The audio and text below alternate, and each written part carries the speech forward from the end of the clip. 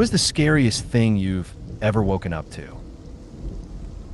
I spent a summer living in a tent up in the Rockies, but one night I was suddenly jolted awake by a foul, rotten stench. Groggy, I grabbed my flashlight, and when I shone it around, I froze. A bear had ripped open the side of my tent and was sticking its head through, staring right at me. I didn't stick around to figure out what it was thinking. In a panic, I grabbed my bear repellent and sprayed it in the bear's face. The bear bolted up the mountain, letting out a frantic roar. Meanwhile, I was sprinting down the mountain, yelling for my life. That was the end of my camping adventure. When I was a kid, I woke up in a total panic, convinced I had somehow turned into a giant. After a moment of confusion, I realized I had just turned 90 degrees in my sleep, with my legs dangling off one side of the bed and my head hanging off the other.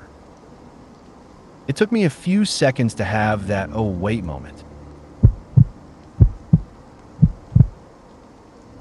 My ex had a 2-foot-long iguana, not including its tail, and one morning I woke up to find it lying on my chest. For a moment, I seriously thought I was being attacked by a dinosaur. Around 2 a.m., I woke up feeling like I was having a heart attack. My first thought was, damn. I staggered to the bathroom, threw up everything in my stomach, and then called 911, asking them to come get me. I unlocked the kitchen door, turned on the outside light, grabbed the note I keep in my wallet with details of previous heart attacks, including my doctor's name and prescription list, and put my medications in a bag tied to my wrist. Turns out, I was still conscious when the ambulance showed up, so some of my prep work ended up being overkill. But when I saw their flashing roof lights and that massive backup light, which felt like it could outshine the sun, it felt like the cavalry had arrived. We sped off to ST. Lewis, they had some trouble reaching the hospital on the radio because of all the hills, but they finally got through, and the ER was ready for us when we got there. It's a tough call. When I was a kid, I would occasionally sleepwalk, and one time I woke up standing in the hallway, my father's pistol pointed straight at my face. He'd heard a noise and was coming to check it out when my mom flipped the lights on. At 15, I went camping with 3 friends by a small lake just a few miles from home. The tent was cramped, so we had 2 guys inside and 2 outside. I woke up when my 16-year-old friend shot a coyote that was standing over my face, and the rest of the pack scattered. It was our fault, though. Our poor food handling had drawn them into the camp. If you've ever had a lucid dream, or even heard of them, you're probably aware that the experience can come with some unsettling side effects. The strange in-between state of being neither fully awake nor fully asleep can lead to things like sleep paralysis and something known as the dark figure. As ominous as it sounds, the dark figure is exactly that, a shadowy presence that feels alarmingly close, though you can barely make it out with your eyes. The figure may exist only within the dream, but the paralysis you experience is very much real. You're frozen. You can't move. You can't scream. All you can do is lie there, completely still, while the overwhelming sensation of something or someone hovering nearby fills the air. It might seem like you can see it, but it's always just outside your line of sight, leaving you questioning whether it's real at all. And in that moment, who's to say it isn't? I'll never forget the day my mom woke me and my brother up in the middle of the night, saying she couldn't wake up my dad. We were staying in a park camper on my grandparents' farm because Grandma had just passed away. My parents were in the bedroom, I was on the couch, and my brother had turned the kitchen table into a makeshift bed. That was the day my dad died, on the very day of his own mother's funeral. It was the longest day of my life. A few years ago, I had this one roommate who gave me the creeps. One night, around 2 a.m., he came home making a ton of noise. He wasn't out drinking or partying. He'd been at his mom's place, loading up with a week's worth of food since he was too lazy to cook for himself. I was asleep in my bedroom with my girlfriend, the door closed. The noise wakes me up, but I'm still half asleep and start to drift back off. Then, I notice how unusually bright it is. I open my eyes and see my roommate standing in the doorway, bathed in the kitchen light, just staring into the dark room. He was there for what felt like a solid minute or two, just peering in. I was completely freaked out, but I didn't say anything. My girlfriend had some sleeping issues, and I didn't want to disturb her if she was already asleep. The next morning, I confronted him about it. He laughed and said, "Oh, ha ha ha, I just wanted to see if you were home and if I was making too much noise." "Ha ha, I didn't know you noticed." "Ha ha ha." That's when I started locking my bedroom door at night. I woke up with a jolt, drenched in cold sweat. Seconds later, my wife walked into the bedroom, and I could tell from the look on her face that someone had passed away. I immediately asked Nana. She shook her head and said, "No, your dad." I had assumed it was my 95-year-old grandmother, but turned out to be my 70-year-old father. He had seemed healthy enough. I always thought he had another 15 years left in him. I was only 31. I woke up drenched in blood, literally covered in it. There wasn't a scratch on me, no nosebleed, no busted lip. For a moment, I thought I might have hurt my parents or sister in my sleep, especially since I've been prone to sleepwalking in the past. I started screaming, and my family rushed into the room. The sight of me covered in blood sent my mom and sister into a panic, both of them screaming in shock.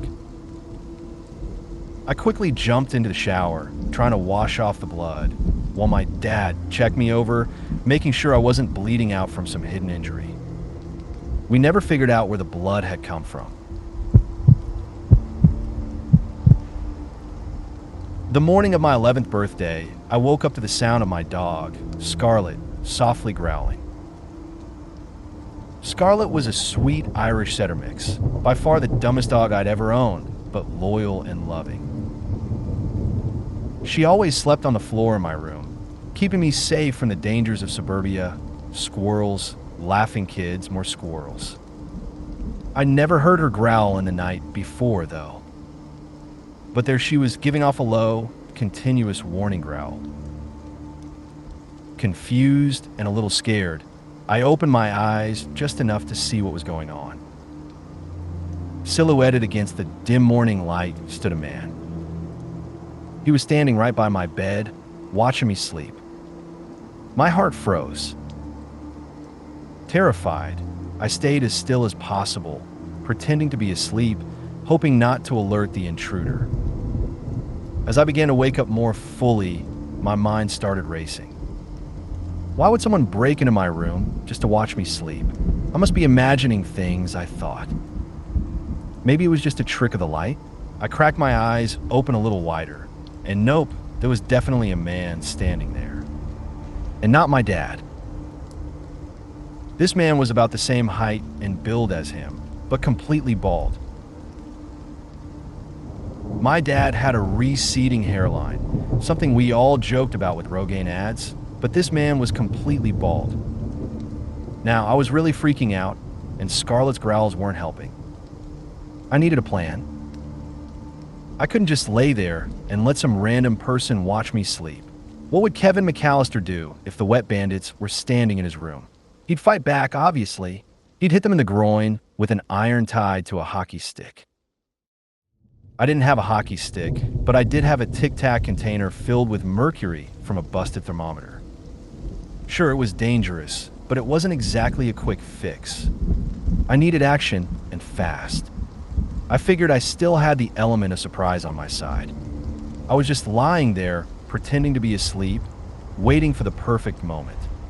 So, on the count of 3, I was going to leap out of bed, tackle him, and run for the door. I peeked my eyes open one last time to make sure he was still there. The light had grown, and now I could see him clearly.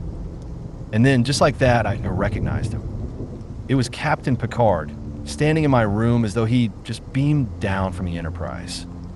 I was frozen for a second. Was I dreaming? Was I losing my mind? My mom had been a huge Star Trek fan when she was younger, and she made sure to get me hooked on The Next Generation as soon as it came out. We'd always stay up late to watch it together, and I'd grown to love Star Trek, even wishing it was real. But of course, I knew it wasn't. But what if, just what if, my love for the show had somehow ripped a hole in the fabric of reality, and Captain Jean-Luc Picard had actually beamed down to take me on a galactic adventure? And for a moment, I almost believed it. I could picture myself aboard the Enterprise, learning from Data, sparring with Worf, playing poker with Riker. I could see myself exploring strange new worlds, boldly going where no one had gone before. But nope, that was just wishful thinking. In reality, it was a life-size cardboard cutout of Patrick Stewart in full Star Trek costume. My incredibly dumb dog had been growling at my birthday present. It turned out my mom had snuck into my room earlier, hoping to surprise me with it. To her credit, it was an incredibly cool present, but I still think Scarlett's growling could have been a little less dramatic. It sounded like a gunshot from my parents' bedroom, followed almost immediately by my dad grunting in pain. This was a few months after a break-in, when only my sister and I were home. The break-in where someone had held a knife to me and told another person to get the gun. The break-in where, yes, the intruders were arrested and the police came, but we all know how it goes. Those kinds of people always plot revenge. I sat there in bed for what felt like an hour, frozen in panic, before it hit me. It was just a dream. I don't know why or how the brain decides to create such terrifying, loud noises in the middle of the night, but if it could stop, that'd be great. A little background. I've been a sleepwalker my whole life. I've wandered across the street and, on one memorable occasion, sleep-pissed in the closet. At the time, my room looked like most 8-year-old rooms. It was filled with old stuffed animals scattered around the floor and bed, posters of the latest musicians and Pokemon characters on the walls, a couple of nightstands, and a dresser positioned in the corner of my room. The dresser was huge, about 7 feet tall, made of the heaviest oak imaginable. It had 4 large shelves on top, supported by a set of 4 big drawers. The dresser was wedged into the corner, with a small triangular gap behind it where no one could see. One night, when I was around 7 or 8, I had a terrifying nightmare. In it, there were eyes behind my dresser, watching me, and they were calling me by name, telling me that if I came closer, all my fears would be gone. I woke up screaming, and my parents rushed into the room, frantically searching for me. When they finally found me, I was standing behind the dresser, the exact place the eyes had told me to go. It took what felt like forever for my parents to move the massive dresser out of the way. Once they finally did, we saw 2 marks on the back of it. They were perfectly round, and they looked like the imprint of my wide-open eyes pressed against the wood. To this day, I have no idea how I ended up behind that dresser. What's even stranger is that not only was I too small and weak to move it, but when they finally moved it back into place, it had been returned to its exact position, trapping me behind it again. Just 3 nights ago, something happened that still feels fresh, even if it doesn't seem like a big deal. There was a massive thunderstorm, by far the biggest I've ever experienced. I've slept through earthquakes measuring 4.5 before, but this thunder was so powerful it actually woke me up and the whole house was shaking. As I lay there, still half asleep and trying to figure out why I'd woken up, a lightning strike lit up the sky so brightly that it instantly grabbed my attention. In those 5 seconds, I went from being sound asleep to absolutely terrified for my life. Even my cat, who's usually fearless and not easily spooked, she'll even stand up to dogs, was crying. That's just not like her at all. In college, there was a hole in the window next to my bed. For about 3 weeks, I woke up covered in spiders. The first time it happened, I completely freaked out. But after a while, I just got used to it. I'd wake up, feel the spiders crawling on me, and think I'm too tired to shake them off. The local oil depot exploded, the largest peacetime explosion in Europe. It was mid-December, but since the heating in my room couldn't be turned down, I had the windows open. The shockwave hit so hard that it slammed my head against the wall and pinned the curtains to the ceiling. My first thought was that London had been nuked, as the force of the shockwave reminded me of footage I'd seen from Bikini Atoll. One night, I woke up to get a glass of water. When I opened the door to my bedroom, I was shocked to see a trail of bloody footprints leading from my room and spreading all over the house. My parents and brother were nowhere to be found. I immediately thought something awful had happened, that my family had been murdered. But it turned out my brother had accidentally cut his arm with a knife, and they rushed him to the hospital, thinking I wouldn't even notice. Wrong. I still don't let them live that one down. Story time. I was 19, living on my own, and seeing this girl who lived a couple blocks away. One night, around 2 a.m., I was jolted awake by thunder and lightning from a crazy storm passing through. As I opened my eyes, I saw the silhouette of a person with long, wet hair covering their face, standing at the foot of my bed, staring at me. My brain immediately switched from, holy crap, I'm dead, to I ain't going out like this. I dove out of bed and tackled the person with all the force I had. When I heard her scream, it's me, I jumped off of her in shock. Turns out, the girl I'd been seeing had gotten into a fight with her roommate and really needed to talk to me. She called me, but my phone was on silent. So when she saw my door was unlocked, she just let herself in. That was by far the scariest thing I've ever woken up to. And now, I always make sure my door is locked before I go to sleep. I jolted awake roughly 4 years ago in my motel room to a terrifying sight. 2 figures looming over us, faces hidden behind ski masks. The cold, hard glint of a shotgun barrel was leveled directly at me, while my brother faced the ominous bore of a handgun. The tension in the small room was suffocating. Then, something unexpected happened. The 2 men lowered their weapons and pulled off their masks. We recognized them. They worked in the same industry as us, though our paths hadn't crossed in any significant way before that night. Their faces, now visible, were etched with anger and resentment. They laid bare their grievances, explaining how a perceived misstep on our part had deeply impacted them, with potential future repercussions hanging over their heads. Their words painted a grim picture. They had come with the explicit intention of ending our lives. Yet, as the fact that I'm recounting this story makes clear, that didn't happen. So, I got prank woken in the middle of the night during a party. A bunch of my friends got some old, dirty clothes and makeup, making themselves look like zombies. I woke up to the sound of moaning zombies, and as I tried to make sense of it, the door to my room swung wide open, and a bunch of zombies charged at me. I was still half asleep and couldn't figure out it was my friends. It was pure chaos. I ended up crying and peeing my pants. When I was about 8 years old, I shared a bed with my older sister, who was 12.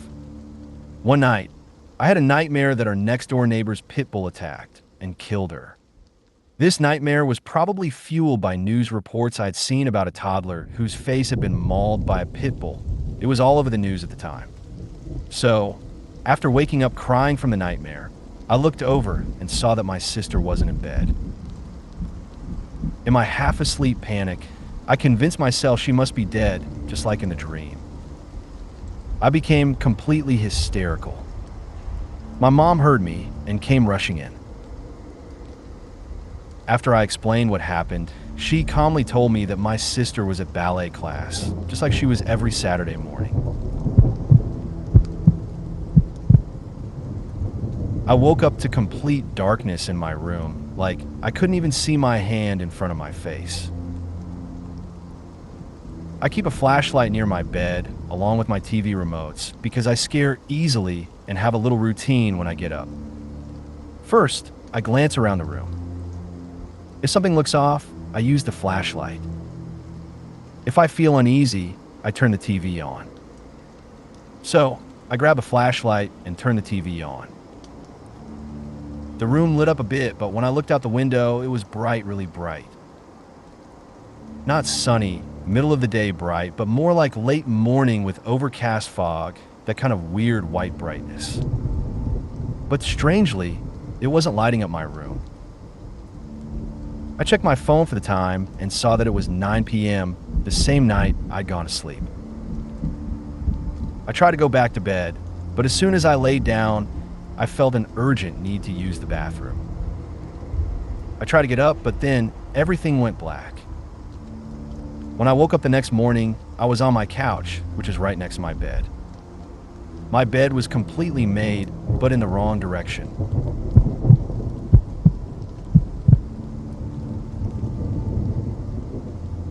At the time, I was playing Silent Hill, The Room, and there's this enemy in the game that's essentially a ghost half sticking out of a wall, waiting to attack you when you get close.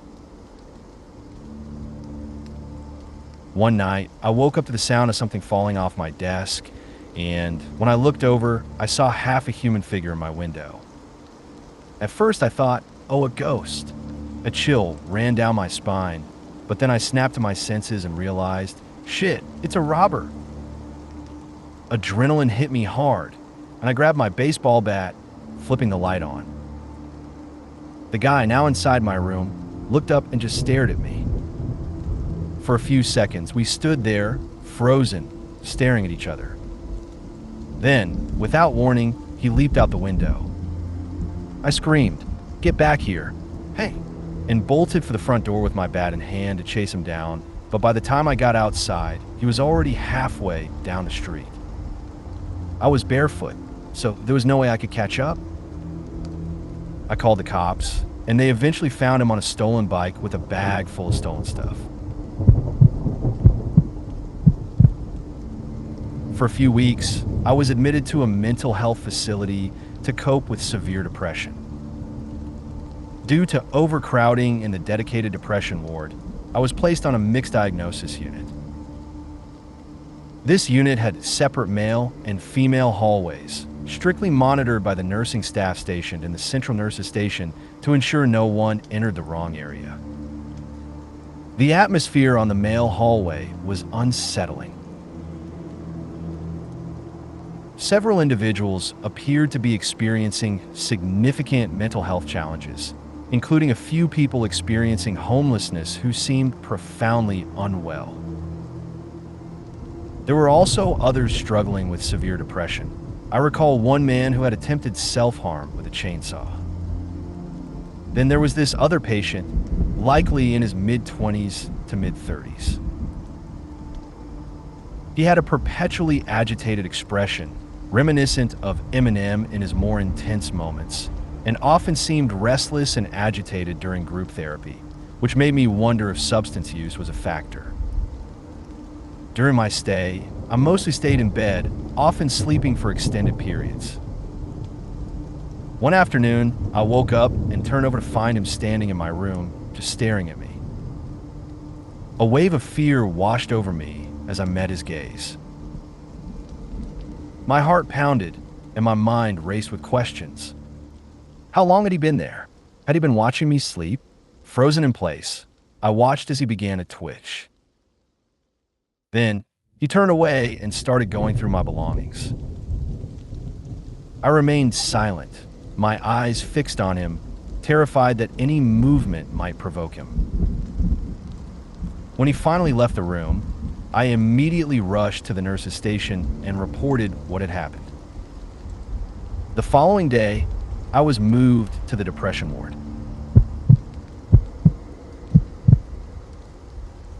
When I was a kid, I woke up to the sound of knocking at my window, which was unsettling because my room was on the second floor. I pulled back the curtains and was shocked to see a raven perched on the windowsill. It screeched at me before flying off. The next day, I told my gran about it, and being a superstitious Highland woman, she immediately declared that I had been marked for death and started praying fervently. I was on vacation in Florida with my parents and grandparents, staying in a 3-bedroom timeshare. My parents had one room, my grandparents took another, and I had the third room to myself.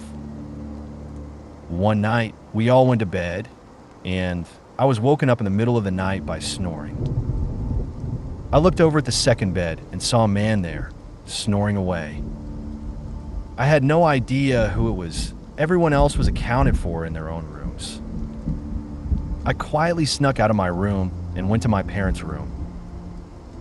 I woke up my mom, and she gasped when I said, "Mommy, there's a strange man in my room." Turns out, my grandmother snored so loudly that my grandfather couldn't take it and had escaped to sleep in my room. And then, of course, he started snoring even louder, waking me up and scaring everyone half to death. That was definitely the most terrifying wake-up call in my childhood. I'll never forget my sister's birthday 2 years ago. I woke up to my phone ringing at 5 a.m. I'd already talked to her the night before and wished her a happy birthday. When I saw my dad's number on the screen, I took a deep breath and tried to prepare myself. I didn't want to answer that call. But when I heard my sister's voice instead of my dad's, all shaky and clearly upset, I could tell she'd been crying. My stomach knotted up, the kind of knot I always fail at tying, tight, tangled, and unbearable. It felt like I was standing on the edge, about to have my world torn apart. I barely managed to choke out what happened, but in my mind, all I could do was repeat no over and over as though I could stop time. My sister, through her tears, said, "It's Grandma." It was my dad's mom. She was the reason my sister was calling. For a split second, a wave of relief washed over me, followed quickly by guilt and sadness. I knew I was going to lose my grandma soon, but for that brief moment, I was just thankful it wasn't my dad. I felt terrible for that relief, but it was what it was. I live far from my family, and it's hard to face the reality that my parents won't be around forever. That was the closest I've come to dealing with something like that. I really feel for you. I don't think I can fully understand what you've gone through, but I hope you found some peace with losing your father. If you made it to the end of the video, thanks for watching. Don't forget to like, subscribe, and share, and we will see you in the next video.